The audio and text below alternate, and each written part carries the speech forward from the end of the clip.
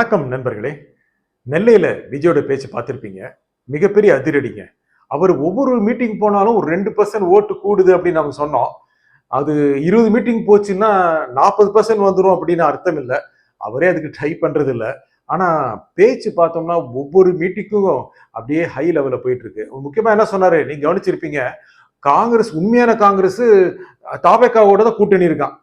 என்னங்க எத்தனை பேர் வயித்துல புளிய கரைச்சிட்டாரு? என்னங்க அப்புறம் உண்மையான காங்கிரஸ்னா காங்கிரஸ்ல பிளவு இருக்கிறதோ, காங்கிரஸ் ரகசிய உறவோ இப்படி நம்ம நினைக்கலாம். நினைக்க வைக்கிறாருங்க.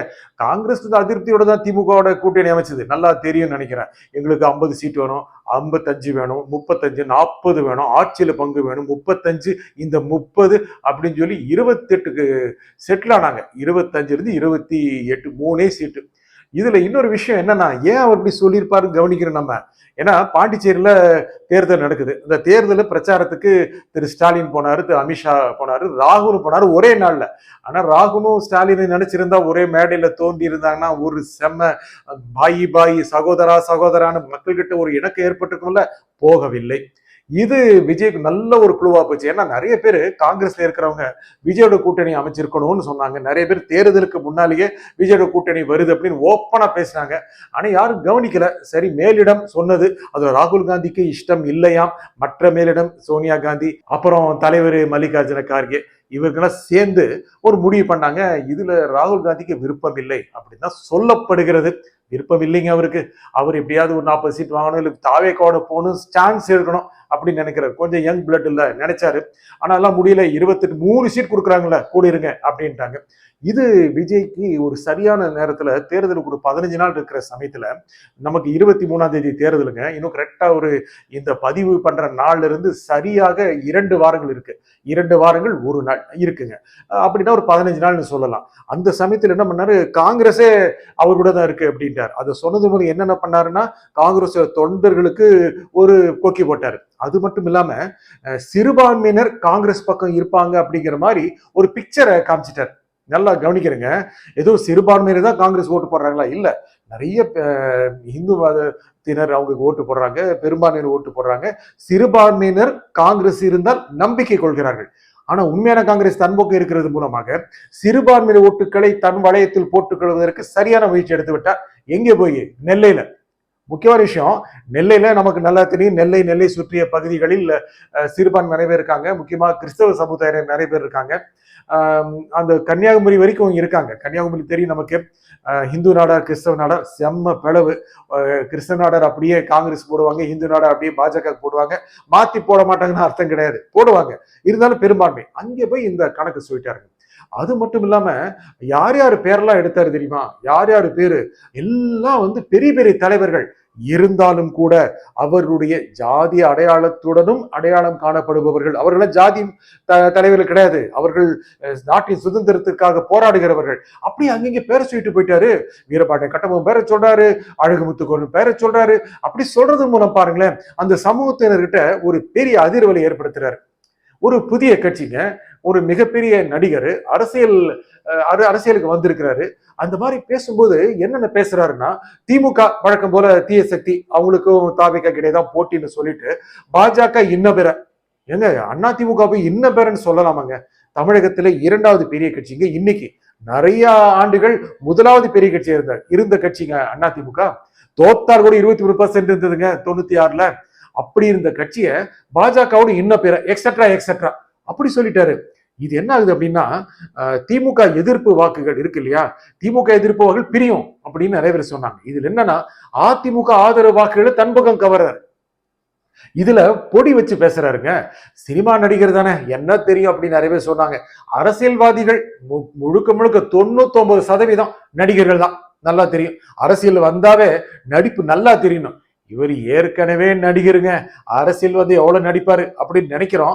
நல்ல நடிகரா இருக்கிறதுனால அரசியல நல்லாவே நிஜமாவே பண்ணிடுறாருங்க. அந்த மாதிரி தான் பேசிட்டு போறாரு. இந்த எல்லா மத தலைவர்கள் சொல்லக்கூடாது, அவர்கள் மிகச்சிறந்த சுதந்திர போராட்ட வீரர்கள். ஆனாலும் அந்தந்த சமூகங்கள் அவர்களோடு அடையாளப்படுத்திக்கும். அவங்கள அப்படி விட்ட போட்டாரு. அது மட்டும் இல்ல, யாரு வர போறாங்க அப்படின்னு சொல்ற, அவங்கதான் வர போறாங்க அப்படின்னு தன்னை சொல்லிக்கிறார். தாவேகா ஆட்சி ஒரு வேலை வந்து, அதெல்லாம் ஒரு வேலை வருது அப்படின்னாரு.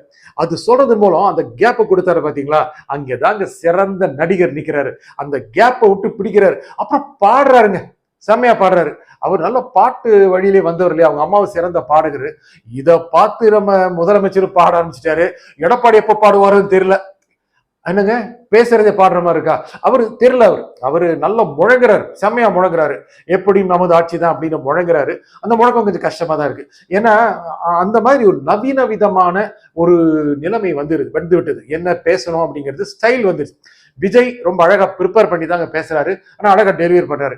ஐயா, எங்கேயாவது ஒரு 3 நாளைக்கு ஒரு வெளி வர்றீங்களே, அடிக்கடி வந்துடக்கூடாதா? இருக்கிற 14 நாள் தேர்தலுக்கு 12 நாள் தான் இருக்கு. இனி எத்தனை ஊருக்கு போக போறீங்க? ஒரு நாள் விட்டு ஒரு நாள் அப்படி போனீங்க அப்படின்னா 6 ஊருக்கு தானே போக முடியும். அதுவே போதுன்னு நினைக்கிறாரு போல இருக்கு. அப்படி போனார்னா அந்த மண்டலமே சும்மா அதிருது. அவர் பேச்சு அப்படியே சோசியல் மீடியால கேட்கவே வேண்டாம், அப்படி போகுது. ஒரு பக்கம் திமுக தலைவர் முதலமைச்சர் ஸ்டாலின் பேச்சு போட்டு தாக்குறாரு. ரொம்ப ஸ்டைலா பேசுறாரு, அழகா பேசுறாரு. ரொம்ப குரலை உயர்த்தி பேசுறது இல்ல, ரொம்ப மென்மையா பேசி ரொம்ப கண்ணீர் குரல்ல ரொம்ப ஸ்பீடு இல்லாம அழகா பேசி முடிச்சிடறாரு. எடப்பாடி பழனிசாமி முழங்குன்னு முழங்குறாரு. எப்படி அப்படி சொல்லி அடி அடின்னு அடிக்கிறாரு. அது ஒரு ஸ்டைலா இருக்கு. விஜயோட இந்த பேச்சு வந்து ரொம்ப எடுபடுது. அங்க இருக்கிற இளைஞர்கள் எல்லாமே சும்மா அப்படி ஆர்ப்பரிச்சுட்டு போறாங்க. ஏங்க பெருசு கூட ஆர்ப்பரிக்கிறாங்க. அவ்வளவு பெரிய கூட்டம், காசு கொடுத்து வந்த கூட்டம் இல்லைங்க, எல்லாம் இயல்பா வந்த கூட்டம் தான். நிறைய பேர் எதிர்கட்சிக்காரங்க கேட்கறாங்க, அவங்கள எத்தனை பேருக்கு ஓட்டு இருக்கு அப்படின்னு. அப்படியெல்லாம் இல்ல, ஓட்டு இல்லாதவங்க வந்தாங்க.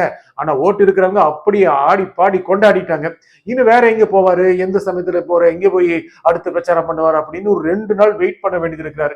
என்ன பண்றாரு அப்படின்னா, இப்பொழுது ஏதோ இந்த ஆட்சியில தேர்தல் கமிஷனுடைய ஆட்சி தான் நடக்கிறது, இது வந்து காபந்து அரசு, அதனால தான் அனுமதி கிடைச்சது.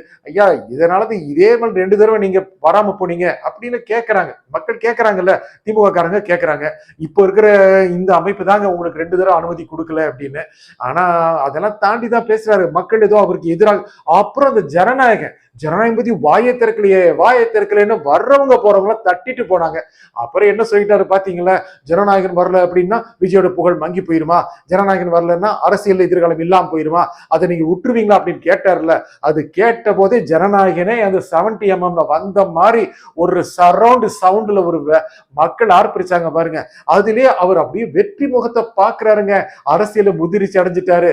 திமுக தலைவர்கள் எல்லாமே முகத்தை பார்த்தே கண்டுபிடிப்பாங்க, ஓஹோ நமக்கு தான் ஓட்டு போல இருக்கு. விஜய் அதை தான் பண்றாரு. அப்புறம் ஒண்ணு சொல்லிட்டாரு, கடைசி சமயத்துல ஒரு பேரை கெடுக்கிற மாதிரி ஒரு எடுத்து விட்டாங்க பாத்தீங்களா அப்படின்னு. அந்த விஷயத்த, அந்த உங்களுக்கு தெரியும் விவாகரத்து விஷயத்த அப்படியே ஞாபகப்படுத்தி விட்டாரு. மறந்துட்டு இருந்த மனுஷங்களை கூட ஞாபகப்படுத்தி விட்டு அது தனக்கு வைக்கிற ஆப்புங்கிற மாதிரி ஒரு தனக்கு சாதகமான அம்சத்தை மாத்தி விட்டாருங்க. விஜய் செம்ம அரசியல்வாதி தான் அப்படின்னு டெவலப் ஆயிட்டு இருக்கிறாரு. ரொம்ப ஃபார்ம் ஆயிட்டாருங்க. இனி இருக்கிற இந்த 12 நாள் எவ்வளவு ஃபார்ம் ஆகிறாரு, எவ்வளவு ஓட்டு வருது அப்படின்னு நமக்கு தெரியல. ஆனா விஜய்க்கு நல்ல ஒரு கணக்கு இருக்கு. அந்த கணக்கு அவருக்கு வெடிகளும் தெரியுதுங்க. நன்றி, வணக்கம்.